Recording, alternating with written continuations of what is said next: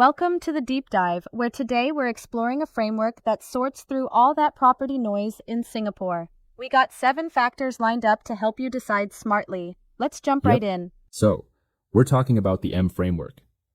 It sounds like it's designed to cut through overload and give us a clear view when evaluating properties, right?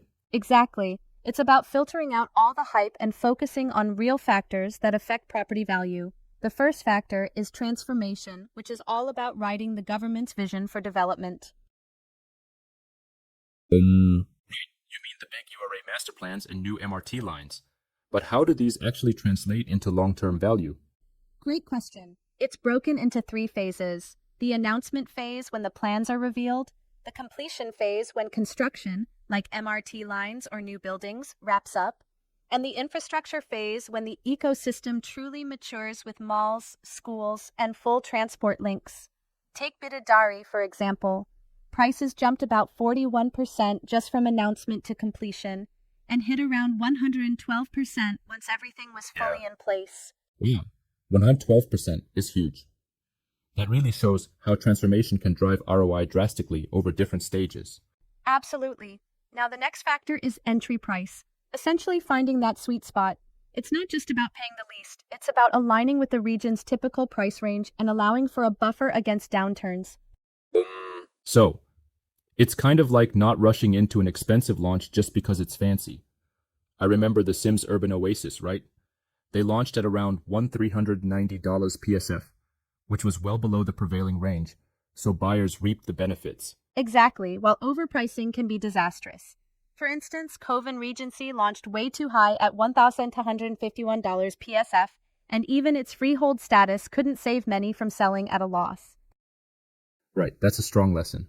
Okay, so if you ignore the entry price, even a property with a freehold charm might be a trap if the price is bloated, huh? Precisely. Now, moving on, there's the resale comparison factor. This one's like a pro rata trick to compare resale projects to new launches, so you're comparing apples to apples. Yep. So how does that work exactly? Well, you adjust the resale price to match what a new launch would be. For example, Commonwealth Towers had a resale average around $1,800 PSF in 2018. When you prorate it, you're looking at an equivalent of $1,895 PSF for a new launch.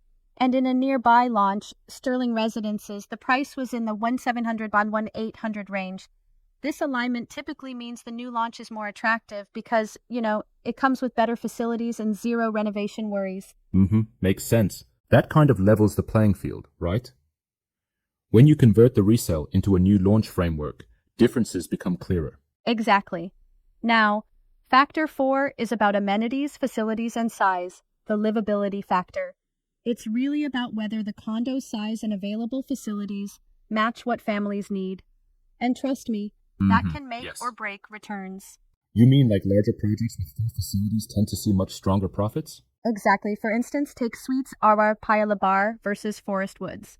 The former, being smaller and limited, yielded an average profit of about 87 KOs over 10 years, while the latter, a larger development, delivered around 332K in just 4 to 6 years. It's like comparing a compact sedan to a luxury SUV. Yeah, I see that. But I wonder, doesn't that mean some smaller boutique projects can still work if designed well? Certainly, if they boast excellent layouts and a lower entry price like Sunnyvale Residences. They delivered profits in the range of 120-150Ks by optimizing space with dual key layouts and minimal wasted space. Right. So essentially, you'd weigh the lifestyle benefits and stable long-term demand against the potential for higher, quicker returns in larger developments. Spot on. Now, factor 5 is demand versus supply. This factor revolves around scarcity. When there are fewer projects in an area, you typically get stronger demand and faster price growth. Yep, absolutely. Can you give an example there? Sure thing. Consider Red Hill versus Toa Payoh. Red Hill has about 10 condos in a 1-kilometer radius, leading to slow price growth, barely about 1.5% over 7-10 years.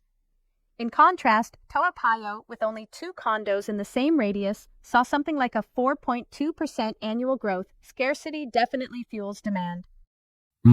That's the kind of clear contrast that really underlines the importance of supply planning in real estate markets. Exactly.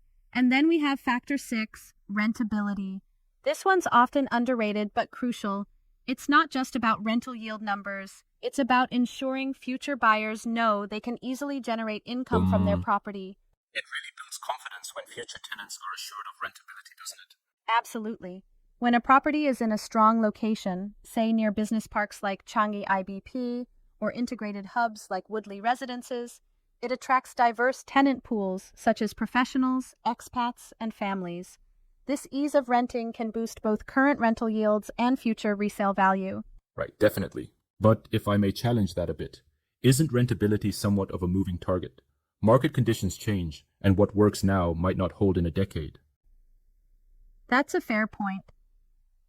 Yet, the framework mainly focuses on proving a staunch tenant pool based on infrastructure like international schools or healthcare clusters.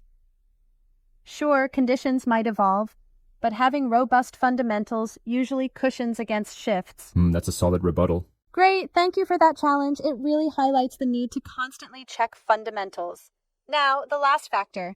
Factor 7, primary school bonus. Ah yes, the school proximity factor. While it's not a deal breaker, it definitely acts as a bonus in boosting property value and demand, especially for family buyers. Yep. Exactly. For instance, properties like Mayfair Modern, which sit within 1 kilometer of popular schools, tend to see higher average profits compared to those without, like 4th Avenue residences. It's more about that added appeal for families ensuring quicker exits and a stronger resale market. So, while a nearby school isn't mandatory, it certainly pushes the property up a notch in terms of attractiveness. Absolutely. So to summarize these 7 components, transformation, entry price, resale comparison, amenities and size, demand versus supply, rentability, and school proximity, each offers a unique lens through which to judge a property objectively. It really removes a lot of the guesswork and emotions tied to property decision-making. Instead of getting dazzled by glossy brochures, you rely on these key, quantifiable facts. Exactly. And this approach is grounded in years of experience from both the consumer and agent side. It's a systematic blueprint that gives you an unbiased view. Yep, absolutely. I like how it presents a clear invitation to really question the aspects of each factor rather than just going by gut feelings. Right. It's all about having that objective validation. And as an added perk, it helps you decide not just which property to buy, but also when to plan a smart exit from your investment. And that exit strategy is critical. After all, no one wants to tie up their capital indefinitely in something that might not turn out as expected. Precisely. Whether you're looking at a fast gain near project completion or a more flexible long-term play from the announcement stage, this framework applies across the board. Yeah, makes sense. So, if we're applying this to our current market, it really encourages buyers to look beyond surface-level excitement and really dig into strategic factors. Would you agree? Absolutely, and that's the true strength of the M framework. It effortlessly cuts through emotion and marketing to provide a clear, objective picture. That was a thorough run-through of the key factors. I'm sure our listeners now have a better grasp of how to navigate the complexities of property buying in Singapore. No doubt. And remember, every property has its ups and downs, but using these 7 factors helps you stay analytical rather than being carried away by hype. As a final thought, for those looking to apply this framework personally, reaching out for professional advice could be the next best step in your property journey. Exactly. Thanks for joining me on this deep dive today. Stay curious, keep questioning, and may your property decisions be as sound as the framework we explored. Right on. Thanks for listening, everyone. Until next time, stay informed and keep exploring the market with a keen eye.